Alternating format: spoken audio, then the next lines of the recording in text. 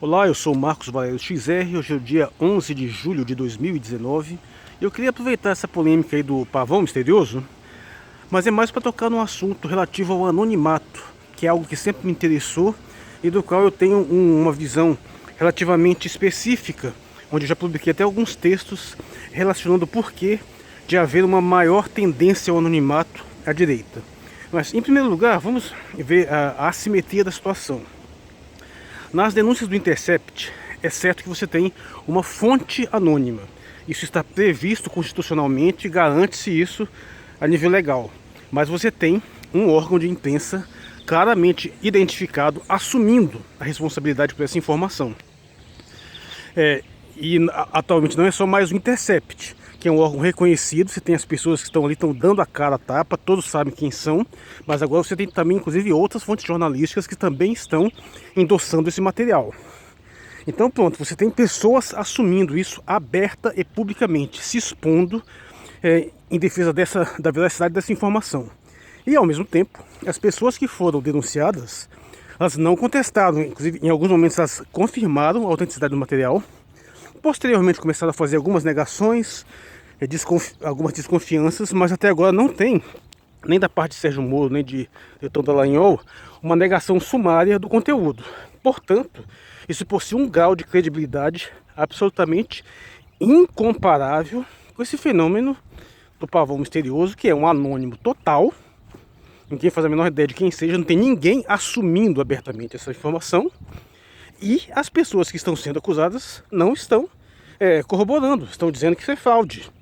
Ou seja, então você não tem as duas coisas, não tem nem uma pessoa se responsabilizando abertamente e não tem sequer os denunciados atestando, ou pelo menos não negando a veracidade da situação. Então não tem absolutamente nada aí aceitável a nível legal. Inclusive a nossa Constituição, ao mesmo tempo que protege o sigilo da fonte jornalística, desde que, claro, alguém assuma essa informação, a mesma Constituição veda o anonimato. Portanto, a nível jurídico, não vai haver repercussão alguma com essa questão do pavão misterioso. Só que aqui tá o ponto. Não vão chamar uma CPI para o pavão, lá, seja lá quem for depor. Mas o ponto, evidentemente, não é esse.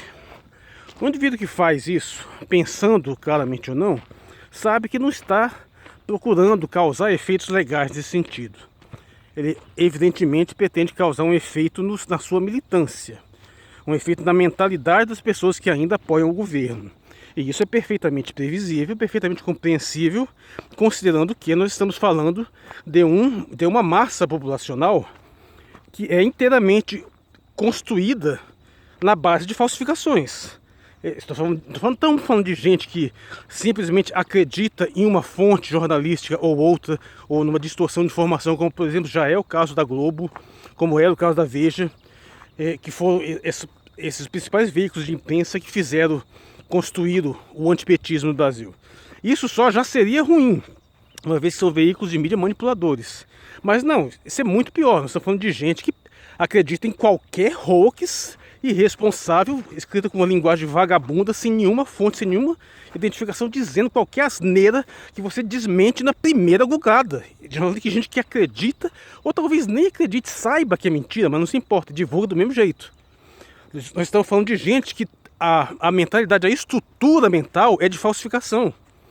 Quer seja de gente que acredita sinceramente numa falsificação da realidade, ou seja, que está sendo enganado mesmo, ou gente que não está nem aí se aquilo ali é verdade mesmo, já assumiu a mentira como uma ferramenta válida para defender os seus ideais. Então, essa questão não tem uma simetria entre os dois pontos.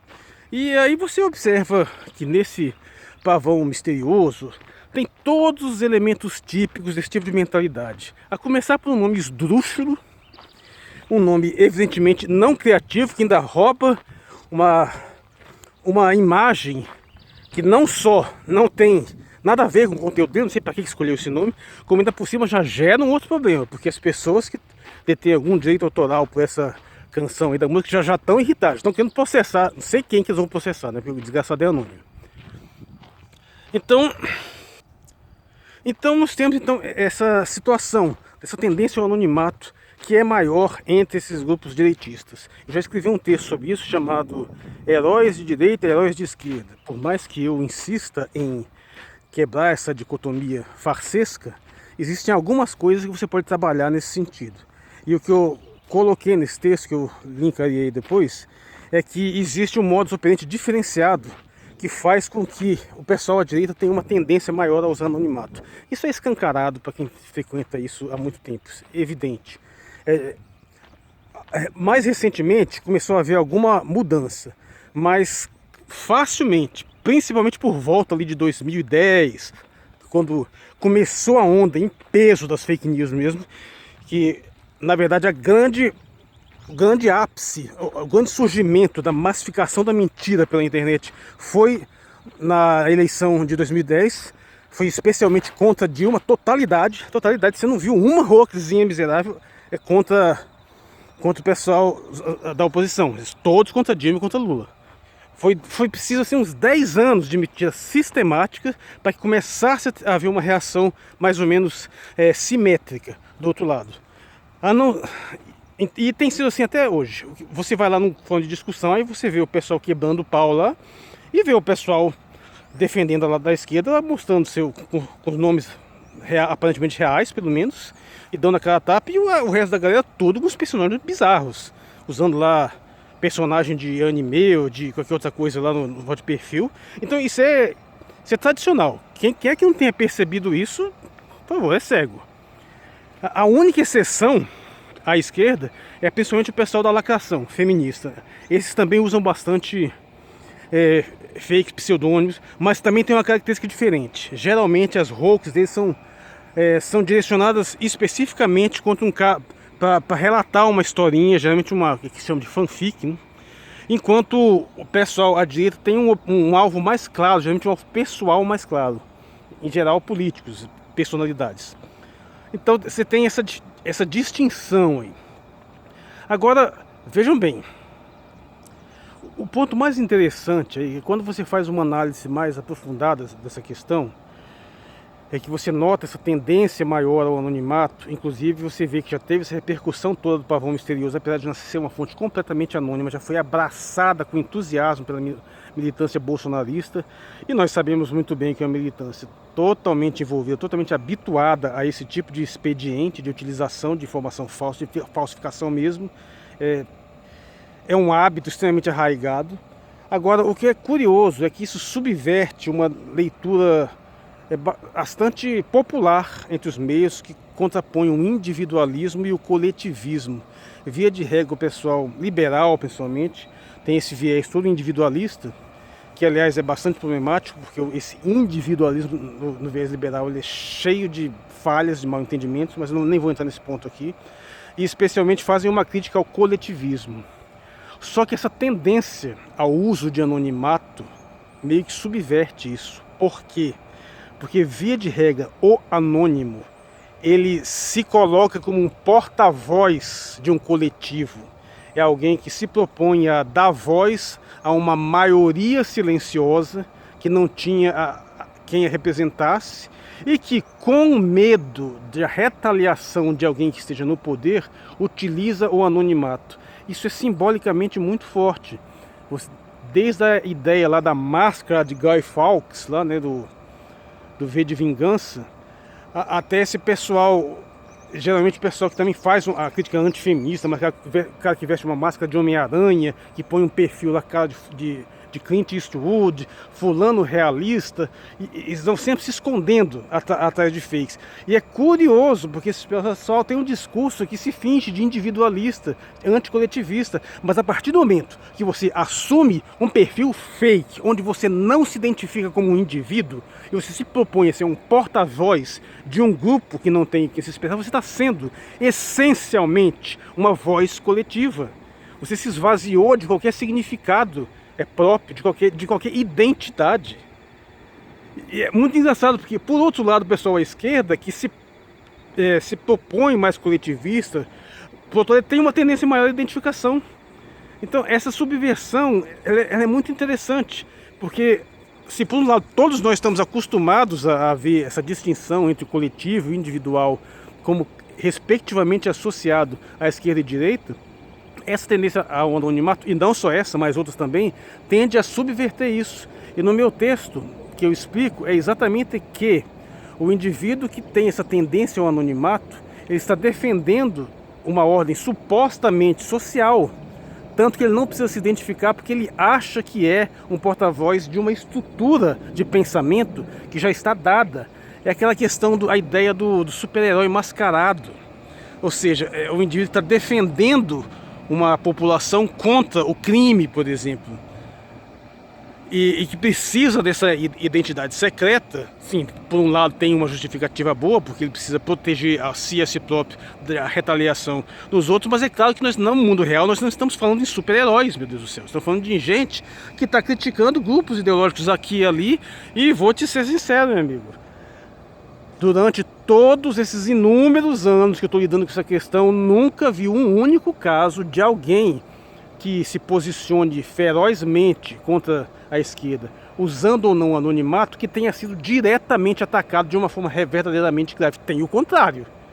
Tem pessoas à esquerda que foram assassinadas por milícias ou por grupos anônimos. E, curiosamente, o indivíduo se posiciona de uma forma como se ele estivesse lutando contra um poder superior que vai acabar com isso se ele se revelar, o que é uma bobagem completa, porque se alguém quiser saber mesmo quem ele é, descobre. Ainda mais quem tem canal no YouTube, isso aí é fácil de descobrir. Então, a justificativa para o anonimato como uma questão de segurança é completamente fajuta. Se você quer ser anônimo mesmo num sistema sério, como por exemplo alguém que combate uma estrutura ditatorial extremamente violenta, você tem que ter um esquema de segurança muitíssimo mais sofisticado que simplesmente inventar um perfil fakezinho e colocar lá o nome de personagem anime. Ou seja, o motivo é outro, o motivo é estético, é uma mentalidade, é um simbolismo que fala mais forte. Ou seja, são pessoas que no fundo não tem individualismo porcaria nenhuma, é espírito de manada, tem algum talento pessoal, evidentemente, tem lá uma articulação a mais, mas no fundo elas se colocam a serviço de uma mentalidade coletiva, mas com o agravante que elas não têm noção de quanto elas são determinadas por esse coletivo. Eu já também tenho um vídeo aqui quando eu comento bem isso, que não existe movimento individualista, todo movimento é necessariamente coletivista. Você pode ter um discurso em favor do indivíduo, mas para esse discurso ter qualquer potencialidade de penetração, esse discurso ter qualquer chance de ter alguma disseminação, ele tem que se articular da forma do coletivismo. Essa dicotomia entre o individualismo e o coletivismo é simplesmente falsa, ela não funciona. Não existe um confronto perpétuo entre o indivíduo e o coletivo da forma como eles colocam. Existe sim uma tensão, mas no outro sentido. E esse exemplo aí do pavão misterioso é bastante emblemático nesse sentido, porque ele resgata bastante essa questão do anonimato de pessoas que às vezes se veem despojadas de uma representação mais clara, ou seja, todo mundo está querendo ter lá o seu intercept de direita, né?